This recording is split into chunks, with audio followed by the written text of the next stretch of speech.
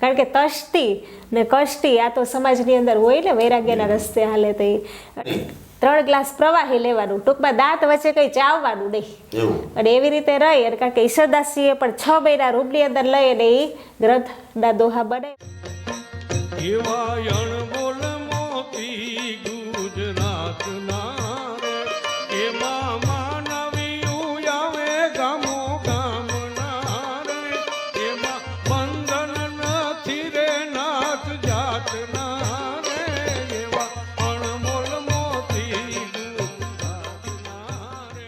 મિત્રો, અનમોલ મોતી ગુજરાતના અમારા કાર્યક્રમમાં હું અમીર ઓડેદરા આપ સૌનું સ્વાગત કરું છું.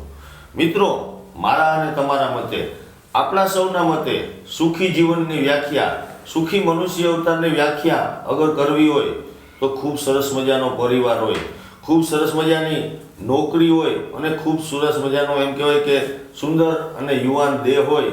એટલે આપણા માટે આપણે એવું કહી શકીએ કે જીવનના જાણે તમામ સુખ મને અને તમને મળી ગયા હોય. પરંતુ આ 84 લાખ યોનિઓમાં ધક્કા ખાઈ ફેરા ફરી અને જ્યારે આપણને આ મનુષ્ય અવતાર મળતો હોય, જ્યારે હું અને તમે મનુષ્ય અવતારમાં આ મનુષ્યની યોનિમાં જ્યારે અવતાર ધારણ કરતા હોય, ત્યારે ખરેખર આટલી બધી ભૌતિક સુખ સગવડોથી આપણું જીવન જે છે તે પૂર્ણ નથી થતું. આપણે મને અને તમને પરમ કૃપાળુ પરમાત્માએ મનુષ્યનો દેહ આપ્યો હોય તો આટલી બધી વસ્તુથી જ, ભૌતિક સુખ સગવડોથી આપણે સુખી નથી થઈ જતા. પરંતુ મનુષ્યનો અવતાર મળ્યા પછી બીજા જીવ માટે હું અને તમે શું કરી રહ્યા છે, આપણા સિવાયના જેને નિસ્વાર્થ ભાવે આપણે આ પૃથ્વી પરના બીજા જીવો માટે આપણે શું કરી રહ્યા છે, તે ખરેખર ખૂબ મહત્વની બાબત હોય. મિત્રો, આજે હું એક એવા માતાજીને મળવા જઈ રહ્યો છું કે તેમના જીવનમાં દરેક વસ્તુ ભરપૂર હતી.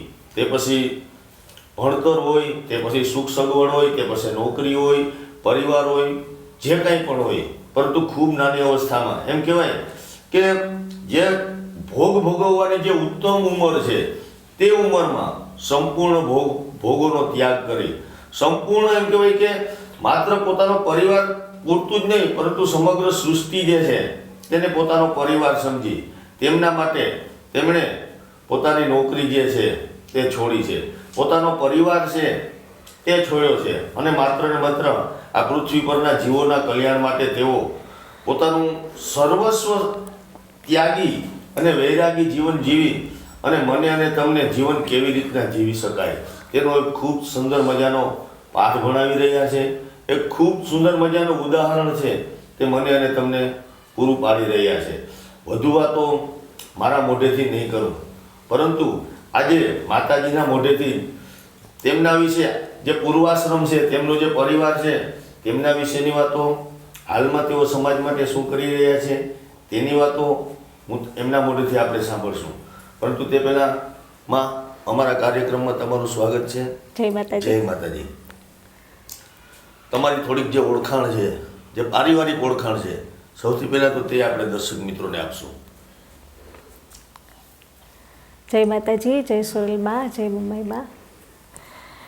હવે આપણે એમ કહીએ ને કે જ્યારે પારિવારિક દેહાત્મના જે સંબંધ છોડી અને પછી જે આપણે વૈરાગના રસ્તે આપણે નીકળ્યા હોય ત્યારે એમ કહે કે પરિવારની તો કોઈ ચર્ચા ન હોય, પણ જે એમ કહે કે આપણા જીવનનો પરિચય છે, મારો હકીકતનો પરિચય કહું અત્યારના જીવનમાં, એમ પરિવાર તો છૂટી ગયો છે બરાબર, તો મારું જે જીવન અને કવન જેની બનાવ્યું ને બરાબર, એ આ બાત છે, એ મારો પરિચય છે. અને રહી વાત મારા દેહાત્મ સંબંધની, તો મારા આ દેહને કીર્તિ તરીકે ઓળખે છે. મારા માતા પિતા જે મને જન્મ દીધો એ જે બીજા ગુરુ કહેવાય, પહેલાં આપણો પરમેશ્વર, એ પરમેશ્વરને પછી તમે મા કહો કે ભગવાન કહો બરાબર, જે શક્તિ, જે તમારી અનુભૂતિ એ આપણા પ્રથમ ગુરુ કીધા. બીજા ગુરુ છે એ મા બાપ છે, અને મા બાપે આપણે જન્મ દીધો અને આણે આપણું જીવન બનાવ્યું, ને જીવનને આધારે આપણે જે રસ્તે લઈ જાય એ આપણું કવન બને. એટલે હકીકતમાં મારા જીવનનો પરિચય હોય ને તો એ ખુદ પોતે આ માવડી છે, કારણ કે એણે મારું જીવનની દોર છે જે મેં ધારી નહોતી ને એટલી એની આગળ વધાવી. બાકી તો જે જન્મ દેનારા મારા જન્મદાતા છે એ ખંભાળિયાની અંદર રહે છે, અને એણે ખુશીથી એને પણ ખુદ પોતાના એ ઈશ્વરીએ જે આ માએ અનુભૂતિ કરાવી હતી. કારણ કે તસ્તી ને કષ્ટી આ તો સમાજની અંદર હોય ને, વૈરાગ્યના રસ્તે હાલે તે. એટલે એને ઘણા બધા કષ્ટોમાંથી મેં 10 થી 12 વર્ષ કષ્ટ, જે સંઘર્ષ છે મારો, એ સહન કરી, જે મારી કસોટી, એમાંથી હું પસાર થઈ. અને પછી જ્યારે મેં તમને આગળ પણ વાત કરી આવ્યા ત્યારે શરૂઆતમાં, પણ પાછી આપણે એક જરાક રિપીટ કરી દઈએ કે જે મને મારા પપ્પાને હું બહુ વાલી હતી અને મારા પપ્પા મને અતિ વાલા હતા. અને મેં નાનપણથી મેં કીધું હતું કે મારે તો સંન્યાસી બની જવું, પણ અને મા બાપને સતત ડર રહેતો. એને જ્યારે મારો જન્મ થયો ને ત્યારે બધાય એમ કહે કે દીકરો જ આવ્યો. મારા પપ્પાનું નામ નારણભાઈ, એ અત્યારે નથી, પણ એ તો દેહ છોડી ગયા છે. આત્મા રૂપે તો એના આશીર્વાદ છે એ મારી હારે છે. અને મારા મમ્મીનું નામ છે પુષ્પાબેન. તો અત્યારે તો મારી એમ કહું કે મારી આ માં છે, પણ જે દેહનો તમે પરિચય પૂછો છો તો તમારા માન માટે જે તમને થોડું ઘણું કહું તો મારો જન્મ થયો ને, એટલે આ પરિવારની ચર્ચા હું નથી કરતી, પણ એ પરિવારની અંદર જે મને દેવી શક્તિનો અનુભવ થયો અને જે પરિવારને દેવી શક્તિનો અનુભવ કરાવ્યો એની તમને આ વાત કરું છું. એટલે તમામ જે અનુભવો છે એ ઈશ્વરની અહીંયા વાત આલે છે. તો જ્યારે જન્મ થયો ને એટલે મને યાદ, મને તો આપણે તો કંઈ યાદ ન હોય, પણ મારા પપ્પાએ એક વખત મને કીધેલું. એ બધું એણે આ 31 વર્ષ પછી આ બધી વસ્તુની અનુભૂતિ થઈ કે આ બધું હું હાલે. એટલે એક સાધુ આંગણે આવ્યા હતા. ત્યારે અમારું જૂનું ગામ છે એ ભડ છે, ખેડ વિસ્તારની અંદર. સાધુ આંગણે આવ્યા એટલે કીધું કે આ નાયણભાઈ, તારી આ દીકરી નથી પણ દીકરો જ છે, એ ધારે ને એ કરશે અને તે કરવા દેજો, એમાં કંઈ આડસ પડતા નહીં. પછી એ સાધુ માટે કંઈક દક્ષિણા રૂપે અંદર એ કેવું અમે લેવા ગયા. પણ લેવા ગયા ને ત્યાં તો પાછું વળીને જોયું તો કોઈ દેખાય નહીં. છેક ઝાપા સુધી આટા મારી આવ્યા તો એ સાધુ દેખાય નહીં. પછી એમ કરતાં કરતાં એને આ 20-25 વર્ષની થઈ. પછી ઘણી બધી અનુભૂતિ કરાવી, પણ જે ઈશ્વર અને ઈશ્વરની માયાથી આ દુનિયા હાલે ને, એટલે માયામાં ફસાઈ જાય હરેક જીવ છે એ. એટલે એ સમય જતાં જે બાળપણથી અનુભૂતિ કરાવી ને ધીરે ધીરે મોહની અંદર, જરૂરિયાતથી પૂરું કરવાની અંદર, કર્મની અંદર એ બધા વિસરી ગયા. અને એમ લાગે કે મારી આ દીકરી છે, જેમ બધા દીકરી હોય ને એવી રીતે દીકરી છે. માતાજી વાત કરી છે પરિવારની, ઘણા બધા સંકેતો મળે. એમ કહેવાય ને કે જે પારણાથી સંકેતો મળતા હોય, અમુક પારણાથી જે જીવ છે તે કઈ દિશામાં વળવાનો છે, અગર તો એના જે શોખ હોય, એને જે રુચિ હોય તે ક્યાંક ને ક્યાંક કઈ બાજુ વળવાનું છે એના સંકેતો મળતા હોય. પરંતુ પરિવાર છે તેમના માટે જ્યારે આપણે દીકરી તરીકે અવતર્યા હોય, સ્ત્રી દેહ ધારણ કર્યો હોય, ત્યારે પરિવારને સહેજે થોડીક વધારે ચિંતા રહેતી હોય. આવી પરિસ્થિતિમાં જ્યારે તમે અભ્યાસ અર્થે ગયા છો, કેટલો અભ્યાસ કર્યો છે, તમે જે શિક્ષક તરીકેની જે ફરજ બજાવી છે એનો કેટલો સમયગાળો, એની થોડીક વાતો કરશો. હા, એટલે એમાંથી એ વિસરી ગયા, એટલે અનુભૂતિ વિસરાઈ ગઈ. પણ મારું બાળપણથી જે ધ્યેય હતું ને, હું એના તરફ જ હાલતી. અમે ક્યારેય સત્સંગ કે ભજન ભક્તિ દુનિયાને નહોતી દેખાડી. જેમ કે મને અભ્યાસ ઉપર છોડી એટલે હું ભણવા લાગી. પછી નોકરી ઉપર આવી તો વાતાવરણ કેટલું, તો કે આપણે તો ડે સ્કૂલનો સમય પહેલાં જે થોડાક વર્ષ પહેલાં આપણે બપોર સુધી જતા. તો એ રીતે મારો અભ્યાસ પૂરો થયો, કોલેજ, કોમ્પ્યુટર, ITI બધું જે કર્યું, જે પ્રોસેસ છે બધી શિક્ષક બનવા માટેની, પણ મેં MA કે BEd કંઈ કર્યું નહોતું. કારણ કે મારી પરિસ્થિતિ એવી હતી. એટલે મને એમ થાય, મેં એક બાળપણની અંદર એક પુસ્તક વાંચેલું હતું, જેની અંદર એક મહાન નેતા, જેનું નામ ભૂલી ગઈ, કારણ કે હજી સુધી મેં પાછું એ નથી વાંચ્યું, આવ્યું જ નથી મારી હાથની અંદર. પણ એમાં લખેલું હતું કે જો તમે ધારો ને આ જીવનની અંદર ઈશ્વરની કૃપા તમારી હારે છે, પરમાત્મા ઉપર તમને ભરોસો છે અને આત્મા ઉપર પણ ભરોસો છે ને, તો તમે ધાર્યું કરી શકો. તમે હાવ અંગૂઠા છાપ હોય ને તો પણ તમારે જે બનવું એ બની શકો. એટલે મેં કીધું કે મારી જરૂરિયાત કેટલી, તો કે ચલો કોલેજ પૂરું થઈ ગયું. પછી તો કે ITI કોમ્પ્યુટર કર્યું હતું મેં. એટલે કોમ્પ્યુટર તો અત્યારે આ જમાનો છે આધુનિકતાની અંદર, તો જે એનાથી તો કે આ મને કોઈ પણ જગ્યાએ મને નોકરી મળી શકે એમ. તો અમારે કંઈ જમીન જાયદાદ હતી નહીં, એટલે મેં 12 વર્ષ નોકરી કરી. પહેલાં સીધું કહ્યું કે MA BEdમાં મારા મા બાપને કંઈ ખર્ચો કરાવવો નથી. ભણી પણ હું સરકારી સ્કૂલોમાં. એ મને 8 આનાની રિફિલ ઉપર મેં લખેલું છે કે બે એમાં 8 આનાથી કામ પતી જતું હોય ને 50 પૈસાથી, તો મારે કંઈ 10 રૂપિયાનો ખર્ચો મારા મા બાપને કરાવવો નથી. એવી રીતે ભણી અને કોલેજ કોમ્પ્યુટર પૂરું થતાં હું નોકરીએ લાગી ગઈ. એટલે એવી રીતે શિક્ષકની અંદર પહેલાં KGથી શરૂઆત કર્યું. બધાએ પહેલાં જઈએ એટલે ડિગ્રી ન હોય, કારણ કે શરૂઆતની પ્રાઇવેટ સ્કૂલોની અંદર એટલે આપણે શું કરે, નાના ધોરણથી આપે, ડાયરેક્ટ મોટું ધોરણ ન આપે. એમ કરતાં કરતાં ધીરે ધીરે આગળ અનુભૂતિ એ લોકોને જેમ આપણો અનુભવ વધતો જાય એમ કરતાં KG થી 12 સુધી મેં ભણાવેલું છે. છેલ્લું વર્ષ કડોળા પરિશ્રમની અંદર કરેલું છે. એટલે મેં મારા જીવનની અંદર મારે વહેલો આ રસ્તો લેવાનો હતો સ્વતંત્રતાનો. નાની હતી ને તો એવું કહેતી કે મારે સંન્યાસી બની જાઉં, તો બધાની અંદર ડર રહેતો અને અનુભૂતિ જે ઈશ્વરે કરાવી હતી માયાના બંધનની અંદર એ બધા ભૂલી ગયા કે કઈ જીવડા છે. સ્વપ્નની અંદર પણ દર્શન દઈ દીધું હતું. અને પછી છેલ્લે નોકરી મારી પૂરી થઈને જે મેં મારા પપ્પા મારી એવી ઈચ્છા હતી કે મારા પપ્પા છે ને મારું આ જીવન જોતા જાય. એટલે 2 વર્ષ પહેલાં એણે મને સંકેત આપી દીધા હતા ઈશ્વરે કે 2 વર્ષનું એનું આયુષ્ય છે, છતાં 1 વર્ષ હું ભેગી રહી. અને પછી એવા સમય સંજોગો કષ્ટી તકલીફ એટલે મેં મારે પ્રાર્થના કરી કે મારે વૈરાગ્ય જીવન લેવું, ને વૈરાગ્ય લઈએ એટલે તો સમાજમાં આપણે બદનામ પણ થઈ જાય. બરાબર, એ રસ્તા એના વગર કંઈ ખુલાસ થાય નહીં, કારણ કે તમારો જો મોહ મુકાય ને તો આ રસ્તે તમે કદમ ભરી શકો.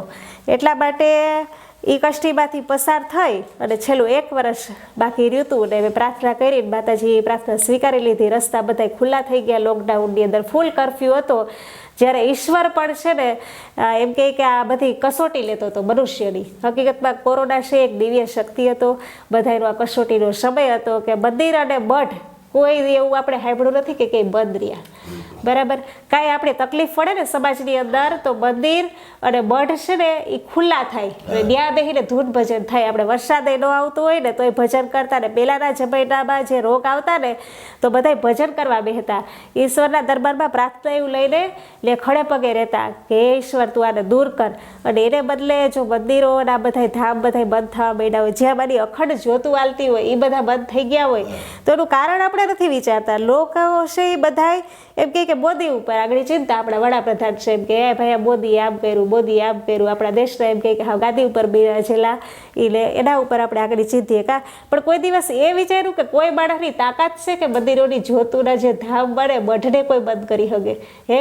અને જો એના દ્વારા નિમિત્ત બન્યું હોય તો ઈશ્વરની કંઈક ઈચ્છા હોય ને, આગળ આ દરવાજો અહીંયા ખુલ્લો છે તો તમે કોઈક આવો તો મારે તમને આવો બેહો અને તમે કંઈ પ્રાર્થના કરે તો માતાજીને સાંભળવી પડે. બરાબર, આ કોઈ આવી જેની શ્રદ્ધા છે દીવા પાસે પ્રાર્થના કરે કે એમાં મારા સંકટ દૂર કરજે, જે ખુદ બને ન હોય તો એની પ્રાર્થના એ સાંભળી લે, કારણ કે એની શ્રદ્ધા એમાં છે. શ્રદ્ધા છે એ વ્યક્તિની કામ કરે. તો એની અંદર જેમ કે શ્રદ્ધા છે એટલે મારે એના કામ કરવા પડે. તો ઈશ્વરને શું વિચાર્યું હતું કે બધા તો આવે છે, હવે મારે ઘેર જવું છે. ક્યાં કેની કેટલી શ્રદ્ધા છે, ક્યાં માનવતાની એ બધું હવે મારે ચકાસવું છે. એટલે એની ઈચ્છાથી આ બધા મંદિરના દરવાજા ધામના દરવાજા બંધ થઈ ગયા હતા. અને ઈશ્વર પછી ચકાસવા આવ્યો. જ્યારે ચકાસવા આવ્યો ત્યારે અજાણા, એ તો અજાણા રૂપની અંદર આવે, એ કંઈ આપણો હગોવાલો થઈને નથી આવવાનો. એ ડેલા ઊભે માનવતાની ચકાસણી થાય એટલે કોઈ આવકારો આપ્યો નહીં. એક દીકરી પણ જો બાપ બાંધો હોય ને તો ત્યાં જોવા નહોતી જતી. બરાબર, એક બેન પણ બાંધી હોય ને તો બેનની ઘરે નહોતી જતી. એ માનવતા માણસની અંદર મુકાઈ ગઈ હતી. ને ધામની અંદર પણ એક પોલીસના બીકને લીધે, કારણ કે નિયમો છે બધાને પાલન કરવા પડે, પણ નિયમોથી વિપરીત જ્યારે કોઈ કામ થતું હોય તો ઈશ્વરનું કામ થતું હોય. કારણ કે નિયમો છે એ તૂટે. ખુદ ભગવાન કૃષ્ણએ પણ પ્રતિજ્ઞા લીધી હતી હે કે હું હથિયાર ન ઉપાડું, પણ ભક્તની લાજ રાખવા માટે એમ કે એની તોડી નાખી. તો મનુષ્ય શું છે? મનુષ્યના રૂપની અંદર આપણે 2 હાથવાળા માણસ. તો એ રીતના ઘરે ચકાસણી કરવા ગયા હતા. અને એમ કે ઘરે ઈશ્વર બધાને આવ્યો હતો, પણ છતાં આજે ફેલ થવાવાળા છે એ ફેલ થઈ ગયા.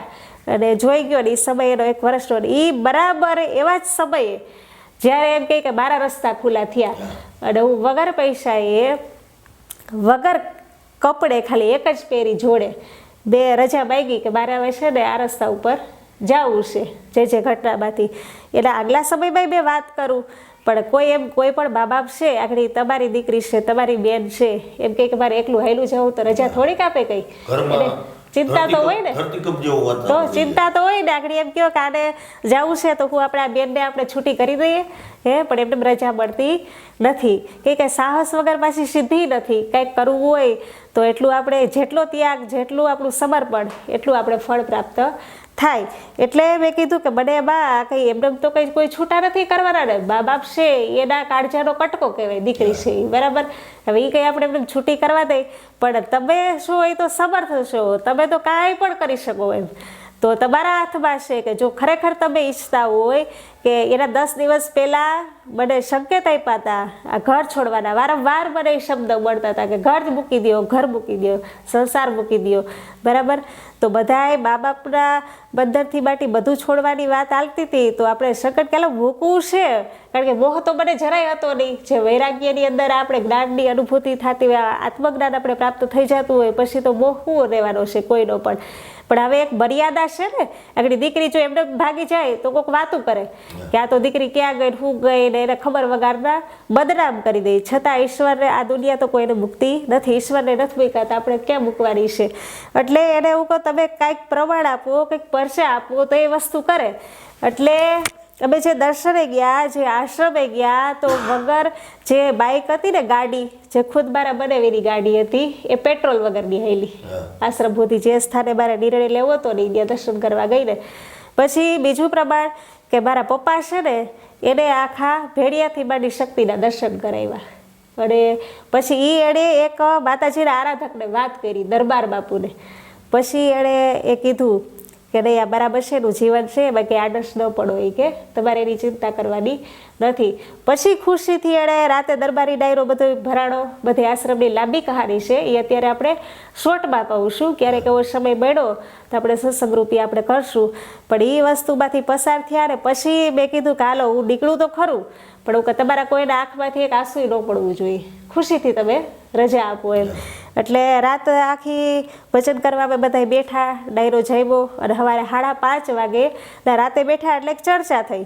એટલે મારો જે બનાવી છે એ અમે બાળપણથી બધા હારે રમેલા. એટલે કે એની જીદ કરી કે મારે એ કે તને મૂકવા આવી છે. એ કે પહેલાં તું ક્યાં જાય કે બધાય તારી જગ્યા પસંદ હોય ને તો ભાઈ કે બધાય તને ભેગા મૂકી જાય, કે ભેગા થઈને જે જગ્યા હોય ને મૂકવા આવીએ. કે પણ મેં કીધું લોકડાઉન છે ને હજી મારી જગ્યા નક્કી નથી, પણ મારે ઉપવાસ ચાલુ છે. ઉપવાસ તો મારે ઘરથી જ ચાલુ હતા ચૈત્ર મહિના નવરાત્રિથી. પણ પેલું સ્થાન છે ને મારે ડેરાણામાં જવું. ડેરાણાની અંદર આરતીમાંનું રોકાયેલી હતી તો મને જે જરાક વિશેષ અનુભૂતિ થઈ હતી કે માતાજીના દર્શનથી માંડી અને સંકેત મળી ગયા હતા. ને એ પછીથી મારો અતિ વૈરાગ્ય ભાવ જે દર્શન પછી દ્વઢ થઈ ગયો હતો. નિર્ણય કે કોઈ કદાચ લાશ પણ પડી હોય તો હું ટપી જાઉં ઘરનાઓની, એટલો વૈરાગ્ય ભાવ થઈ ગયો હતો. એટલે મારે હું ઉપવાસ ચાલુ છે ને મારે પહેલાં છે ને ડેરાણામાં દર્શન કરવા જવા. બઢડા મેં કોઈથી જોયું નહોતી, પણ માતાજીની અનુભૂતિ એટલે ડેરાણા કરતી હતી. તો એ કેવું મૂકવા આવું એ કે. તો મેં કીધું જો આ પંથ છે એ એકલાનો છે, આમાં કોઈને મૂકવાનું કંઈ ન હાલે. એવું એકલા જ છૂટું જવું પડે ભરોસો હોય ને તો. કારણ કે આ એકાંતનું ભજન છે અને ત્યારે જ આપણી કસોટી થાય. ખરાખરીનો ખેલ હવે જ આવે ને, ભેગા બેને લઈએ તો આપણે એમ થાય કે મનુષ્યના સાથમાં જ એવા. એટલે ખરાખરીનો ખેલ ત્યારે જ એવું. એટલે ભાઈ કહે કે હું કે બનાવી ગઈ કે મૂકવા આવું ડેરાણા સુધી. એટલે મેં કીધું કે તને અંદરથી મારો આત્મા ના પાડે, રજા નથી આવતી છે, તું આવ. કારણ કે તું આવું પણ એ કંઈ ઠીક નહીં ઓલું થાય, તારે આવવું હોય તો તારી ઈચ્છા. પછી બાપુના આરાધક એક બોલ્યા એ કે લઈ જા ને બેન. કે હું કહું કાંઈ વાંધો નહીં, જેવી બાની ઈચ્છા. તો ત્યાં માતાજીનો સંકેત મળી ગયો કે આમાં કંઈક કલ્યાણ રહેશે. એટલે એ આવ્યો શેઠ ખંભાળિયાથી રોડ ઉપરથી સીધા ભાડવર નજીક.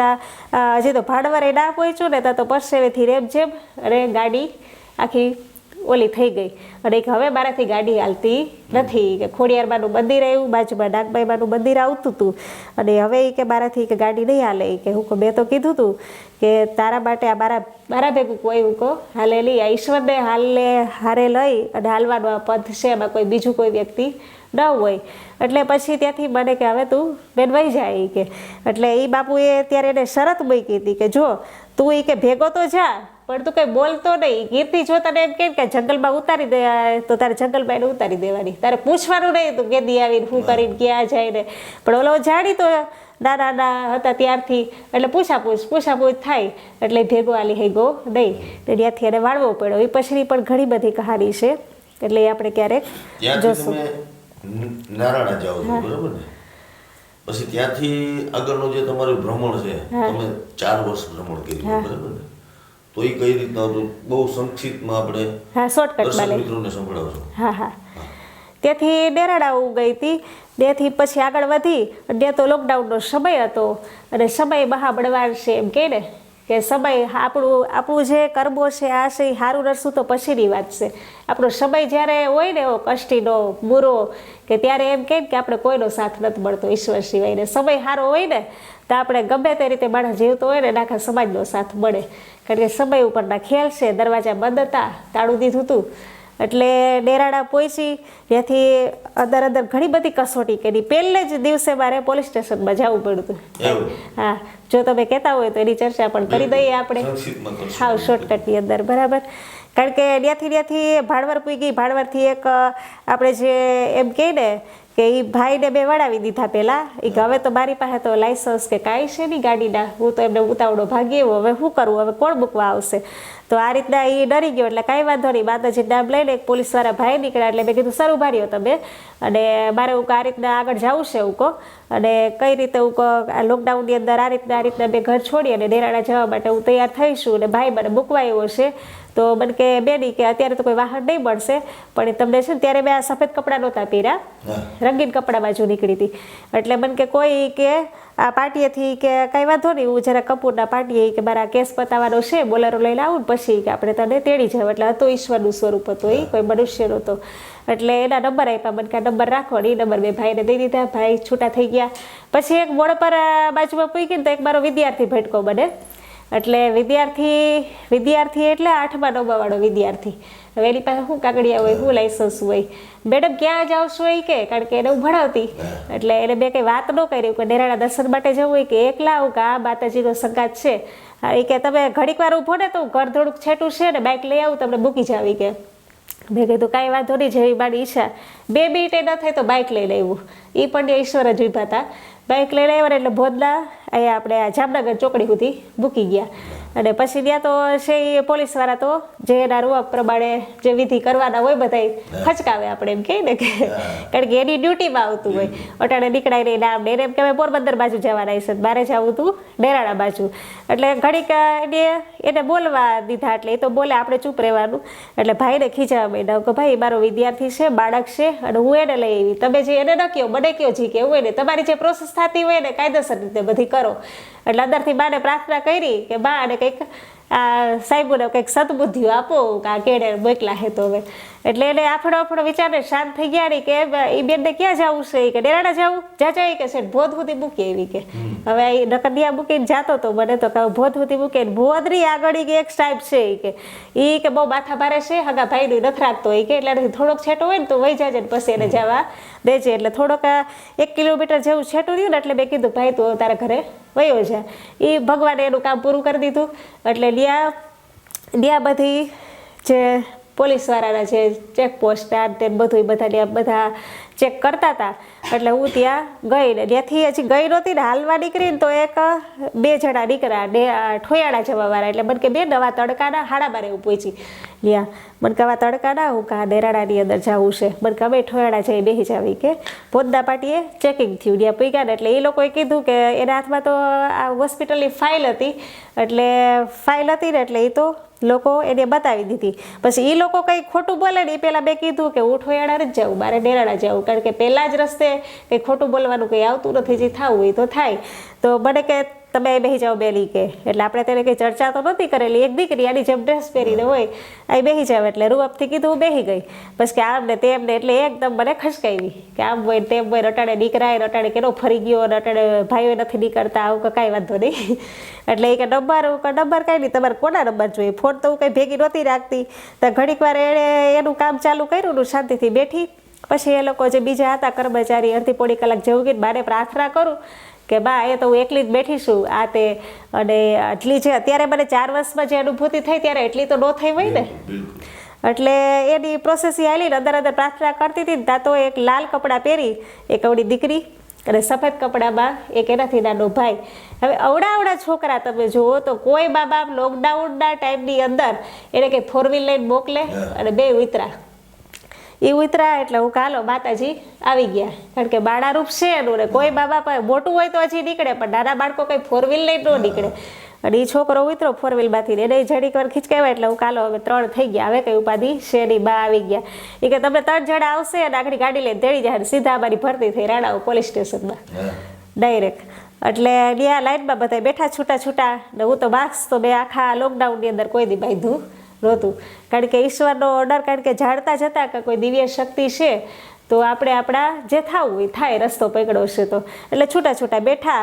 અને એક જે સાહેબ છે ત્યાંના મોટા, એનું નામ કે મને કોઈના નથી આવડતા, એટલે પછી મને કે આવ્યો તમે બેની કે હું કહા, તો એને પણ એની જે રૂઆબથી જે એના આવે ડ્યુટીની અંદર એ બધું કીધું.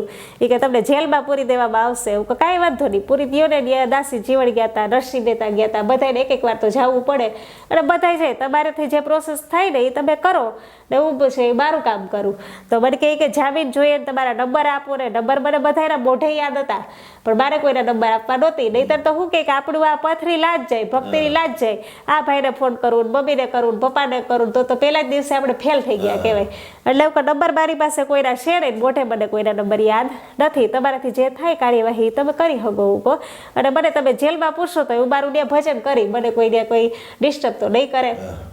એટલે પછી ધીરે ધીરે એને કંઈક ખારી પ્રેરણા મળતી, હસવા માંડ્યા કે તમે તો સજ્જન માણસો લાગવામાં કેમ માટીમાં આવી ગયા. હું કે હાસુ બોલ્યા એટલે. તો કે હાસુ ન બોલાય, ખોટું બોલાય. કે ભક્તિના રસ્તે જતા હોય ખોટું બોલીને શું કરવું, ખોટા બોલવાના ધંધા 84 લાખ યોનીમાંથી પસાર થઈ એમાં કર્યા જઈશે ક્યાંક ક્યાંક. એટલે આ વસ્તુ બની. પછી મને કે હવે તમે કે તમારો કેસ કે ઉપર નોંધાવો. બીજા બાળે ત્યાં એક સાહેબ કોમ્પ્યુટર પર બેઠા હોય ને કેસ નોંધાવે. એટલે એ નોંધ કરે. આખું મેં વાત કરી કે ઘરેથી આ રીતના ભાઈ નીકળીશું, આમ તે ડેરાડા જવું મારે આ તે, અને આખો કેસ એને લખ્યો. અને પછી એને હું પ્રેરણા જઈ ગઈ આખું ડિલીટ કરી નાખ્યું. મને કે તમારા બાર કેસ નતો હોય કે, અને તમે જાઓ રૂબી ભેગા આવ્યા, રૂમ અલગ આપ્યો અને તમે આરામ કરો એ કે તમે કે જમતા નથી. એવું કે ના ના, મારે 26 થી 30 દિવસ જેવું થયું હતું ત્યારે ઉપવાસનું. તો ફરાળી ચેવડો વેફર બધું હાથે લઈ આવ્યા અને દીધું. અને આરામ કરી લ્યો. 3 પોલીસ ચડા જે લઈ આવ્યા ને એ પાસે તમને ડેરાડા મૂકવા આવશે. એટલે એ લોકો એને તમારી કે વાટ જોવી પડશે 5 વાગ્યા સુધી કે, કારણ કે જો વચ્ચે છોડું તો મારી પણ નોકરીનો સવાલ હોય. એટલે અમને એ લોકો છે એ પ્રેરણાથી, માતાજીની પ્રેરણાથી ડેરાડા મને પહોંચાડી દીધી. અને એમાં વચ્ચે વચ્ચે અનુભવ છે અત્યારે નથી કહેતી. અને ડેરાડા પહોંચીને તો રાતે 8:30 થયા. રસ્તો ફરી ફરી લઈ ગયા હતા એટલે વચ્ચે કેસ પતાવતા હતા. અને 8:30 થયા ને ત્યાં દરવાજા ડેરાડાના બંધ, તાળું મારી દીધું હતું. લોકડાઉન હતું, કોઈને લોકડાઉનમાં કરવા ન દેતા. બાજુના પાડોશીને કોઈક દયા આવી કે તમે છે ને બેન તું દીકરી આઈ આવતી રહી, ફરાર કરી લે. એટલે મને ગોળ માંડવી આપી બાજુવાળાએ. અને લિયાવું ખાતી હતી. ત્યાં તો ખબર નહીં ક્યાં પ્રેરણાથી ભણની અંદર મારા કાકા રહેતા હતા ને એને પ્રેરણા આપી છે માતાજી. વાય આવે કે સમાચાર મળી ગયા છે. તો હજી તો આટલું થયું ને ત્યાં તો ગાડી એની હાબે ઊભી હતી. ને અમારે ત્યાં રાંદલબાના લોટા હતા. એટલે હું કહું કંઈ વાંધો નહીં માતાજી, હું રાંદલબાના તેડાવ્યા ન્યા આવી જાઉં. ત્યાંથી પછી મારા અમુક નોકરી બિઝનેસ બધા પોરબંદરની અંદર વહીવટ બધા હતા એ પતાવી હું પોરબંદર આવી. પોરબંદરથી રેડીમેડ કુર્તીનું બધું અમે દુકાન નાખી હતી. ત્યાંથી પતાવી એ બધું કરી અને પછી જેઠી બીજનો જે ટાઈમ આવ્યો ને ત્યાંથી મેં સફેદ કપડાં પહેરી લીધા. અને પોરબંદરથી સીધી એક વખત અહીંયા સીધી પાછી જાણીતા હતા એટલે આદિત્યડા આવી. આદિત્યડામાં એક ઘરે મેં સપ્તાહ વાંચી લોકડાઉનની અંદર. એ કે બેન તું ભણેલી છો તો તમે અહીંયા વાંચો ને અમને સંભાળવાની ઈચ્છા છે. આદિત્યડાની અંદર પછી એક ઓયડી આપી એ લોકોએ અને 1 મહિના માટે હું રોકાણી. અને ત્યાંથી સીધી 1 વર્ષથી માટે બોચા વહી ગઈ. બોચા માતાજી ભેગી વર્ષથી સમય પસાર કર્યો. અને ત્યાંથી એ સેવા આપી ત્યાં ઝરપાણી પૂરા થઈ ગયા છે. માતાજી વિદેશમાં વહી ગયા પછી અનુકૂળ વાતાવરણમાં થોડુંક ઓછું હતું આપણે રહેવા લાયક. એટલા માટે ત્યાંથી હું પસાર થઈ અને સીધી વિચાર્યું કે હવે આપણે આગળમાં ક્યાં ઝરપાણું હશે એ કંઈ ખબર નથી, કારણ કે ભ્રમણ કરતી એટલે આજનો દિવસ પૂરો થઈ ગયો, કાલ ક્યાં જવું એ કંઈ ખબર હતી નહીં. પછી એમ કરતાં કરતાં ધીરે ધીરે સફર 1 વર્ષથી નીકળી ગયું. એટલે ત્યાંથી થોડોક એક ડૉક્ટર સાહેબ હતા એની ઘરે થોડોક મહિનો દી મને અતિ આગ્રહ કર્યો કે તમે હરિરસ લખો. એટલે ઈશ્વરદાસજીના હરિરસ ઉપર મેં 6 મહિના મોઢ રહી અને ફરાળ પણ ખાધા વગર 6 મહિના ખાલી 1 દિવસની અંદર 3 ગ્લાસ જ પાણી પીવાના મોઢ રહીને. અને એ લોકોનો આગ્રહ હતો કે મારા બાળકોને તમને સાંભળવા અમને સત્સંગનો લાભ મળે તો ખાલી 2 કલાક તમે પૂરતું બોલો. એટલે 9 થી 11 સુધી હું બોલતી. અને પાણી સિવાય કાંઈ નહીં, 3 ગ્લાસ પ્રવાહી લેવાનું, ટૂંકમાં દાંત વચ્ચે કંઈ ચાવવાનું નહીં. અને એવી રીતે રહી. અને કારણ કે ઈશ્વરદાસજીએ પણ 6 મહિના રૂમની અંદર લઈ અને એ ગ્રંથ ના દોહા બનાવ્યા હતા, એ ગ્રંથ લખ્યો હતો. તો મેં વિચાર્યું કે હવે એનું આપણે તત્વ કાઢવું, સાર કાઢવું, આ સમાજને કંઈક સરળ ભાષામાં આપવું મારી અનુભૂતિ પ્રમાણે. તો એના માટે મેં નક્કી કર્યું કે પણ મારે પણ અંદર રહી અને મૌન વ્રત રાખવું જ્યારે લખું ત્યારે, એ સમયની અંદર.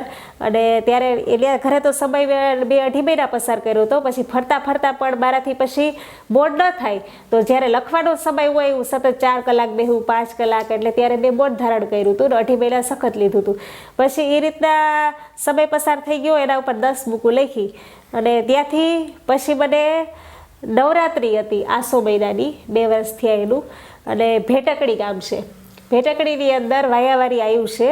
તો ત્યાં એવા સંકેત મળ્યા, શબ્દો મળ્યા. એટલે મેં વિચાર્યું કે નવરાત્રિની આપણે પૂજા ત્યાં કરીએ. ત્યાં એનો ઇતિહાસ એવો છે માતાજીનો કે આદિકાળથી માતાજી છે, પણ આજ સુધી ત્યાં કોઈ રાત સારી રીતે રોકાઈ ન થકતું. કારણ કે સાત થાય ને એટલે એનો પ્રભાવ પડે, છૂટું થવું પડે. ભજન પ્રોગ્રામ કરો ત્યારે બધાય રીએ,